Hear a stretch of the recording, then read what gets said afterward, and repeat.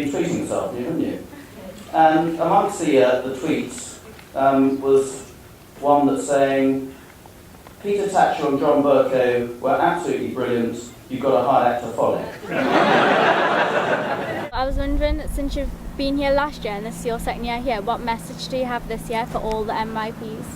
Okay, well, it's more than my second year here. I've been coming for several years. It's my second year as the minister here, but I came here several times as shadow minister.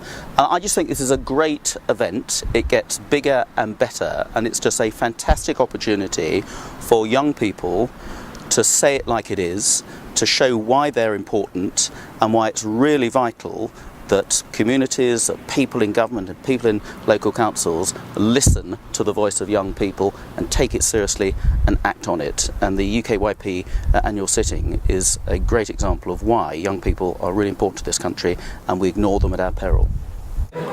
I am really pleased to be here again. This is, I think it's about the 5th time I've been to the summer sitting of UKYP, 2nd time as the Minister for Children and young people, and I'm really delighted to be here again on this special night, seeing young people coming together from across Britain, striving and challenging themselves to achieve extraordinary feats, making their communities and country proud.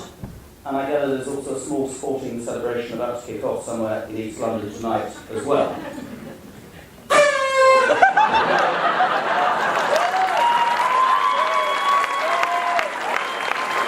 What do you think makes UKYP so special, and why do you continue to show us your support? Well, why I think UKYP is special is that the people here are here because other young people have voted for them. They've put themselves forward, they've got up on a platform, they've said, this is why I think I can speak on behalf of young people, and other young people have voted from them. So they've got a democratic mandate to be here in much the same way that members of Parliament and local councillors have as well. So they are the voice of young people, elected by young people, and I hope they reflect the concerns, the aspirations of young people as well, and that's why it's really important that they're taken seriously. It's been a fantastic year, I think, for the UK Youth Parliament, and I'm really pleased with the progress that you are making in your 12th year, I think this is, under the British Youth Council. And James Cathcart, who's the Chief Executive of BYC, and Liam Preston, who's the Chair, I think deserve particular credit for everything that's been achieved in the last year.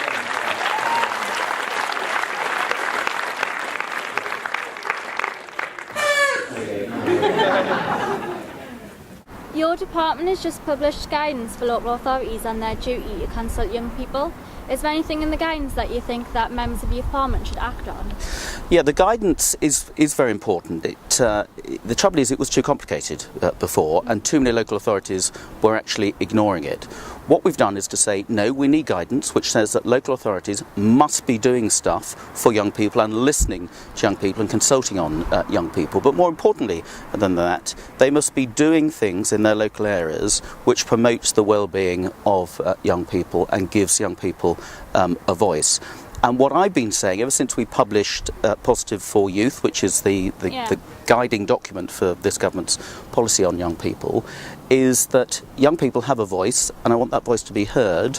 And if local authorities don't listen to it, then I want them to wave in their face the Positive for Youth document to remind local authorities that young people represent 20% of the population, and really they should have a seat at the top table. And making sure your voices are heard is, of course, why we are all here.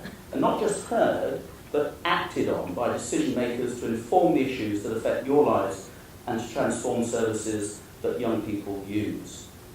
Now, this, as many of you know, is the driving force behind the Positive for Youth policy, our fresh approach to youth policy that all parts of society working together to support families and improve outcomes for young people, especially those who are disadvantaged or vulnerable.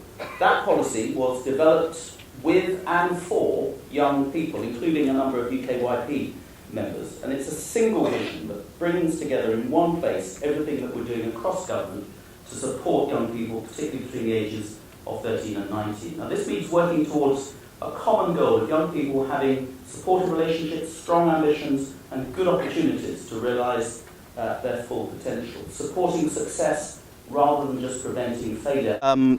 Be bold. Yeah.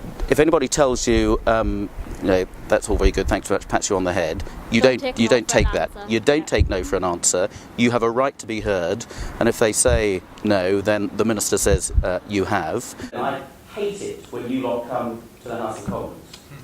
And the reason I hate it is because you all fill the seats, you all dress up much more smartly than most MPs, you all behave much better than most MPs in debates, you actually have constructive debates, and then we all come back on the Monday afternoon, and the first thing the Speaker says, he gets up and says, well, that they will behave a darn sight better than we do on a day-to-day basis. It happens every year, it will happen again this year. John Birchall will come back and castigate us all because we behave so badly, particularly me, compared to you lot when you come to the House of Commons. I want all young people to do an audit of the local youth offer. That's central to Positive for Youth. So that I want a group of young people, it may be UKYP members, it may be youth mayors, it may be youth cabinet, it may be a combination of those or none of those, but a local voice of young people who can speak on behalf of young people to identify where things are being done well for young people locally or they're being done badly. We've just published, I think, much shorter and sharper statutory guidance which makes it clear that the duty is about improving young people's well-being, not just about providing leisure activities. And this is in recognition of the fact that a wide range of out-of-school services can have a marked impact on the life chances of young people. I know that some of you have already got a foot in the door of your own town halls, armed with Positive for Youth, and the revised guidance will help you to take this engagement up a gear. It places an onus on councils to involve young people in decision-making and inspecting the quality of service provision.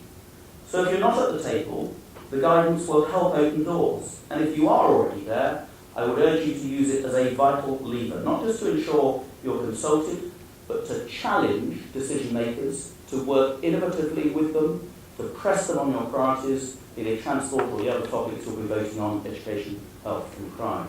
Like it or not, politics and politicians play a part in everybody's everyday lives. The decisions governing how you go through your school career, you go through your college career, university career, go into jobs, are down to political decisions. And UKYP members need to engage with politicians, local councillors, MPs, MEPs and others, and use them, but make sure you use them to plug those politicians into what young people are saying. I recently appeared before the new Youth Select Committee. Some of you in this room were on the panel. Hands up if you were on the panel. Okay, you're not allowed to ask any questions after this. You had your opportunity, and I have to say, I appeared before 3 select committees in the 2 weeks before the Youth Select Committee. I was in front of the Home Affairs Select Committee, the Ministry of Justice Select Committee, and the Department for Education Select Committee. They were a cinch compared to you terrorists and the way you asked your question. And I'm absolutely genuine about that. I tweeted afterwards that the preparation, the poise, the sharp questioning of that committee was truly impressive, and that they could teach other parliamentary select committee members a thing or two. They didn't take any prisoners, and Norman Baker was actually shaking at one stage sitting next to me. It was really impressive, and you should be really proud of that. It wasn't just tokenism, because I'm sure the report you're going to produce from that will be a really worthwhile report. That was the United Kingdom Youth Parliament, in Parliament, acting as a select committee, recorded officially by Hansard, doing some really good, impressive stuff, televised, and I want more people to appreciate that. And I think they deserve a round of applause for the job. What's your opinion on youth education and politics then, for political education? Political education, what, learning politics, citizenship and things at school? I think everybody needs to be more aware of how politics works, of the role of citizens within the state. Now, we can do that in many ways.